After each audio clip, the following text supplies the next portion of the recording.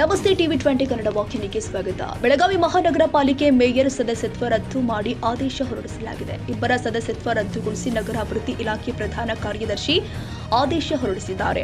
ಅನರ್ಹಗೊಂಡವರನ್ನ mayor Mangesh Pawar, ಸದಸ್ಯ ಜಯಂತ್ ಜಾಧವ್ ಅಂತ ಗುರುತಿಸಲಾಗಿದೆ. ತಿನಿಸುಕಟ್ಟಿಯಲ್ಲಿ ಪತ್ನಿಯರ ಹೆಸರಲ್ಲಿ ಮಳಿಗೆ ಪಡೆದ ಆರೋಪ ಕೇಳಿಬಂದಿತ್ತು. ಸಾಮಾಜಿಕ ಕಾರ್ಯಕರ್ತ ಸುಜಿತ್ ಮುಳುಗುಂದರಿಂದ ಪ್ರಾದೇಶಿಕ ಆಯುಕ್ತರಿಗೆ ಈ ಸಂಬಂಧ ದೂರು ಸಲ್ಲಿಸಲಾಗಿತ್ತು.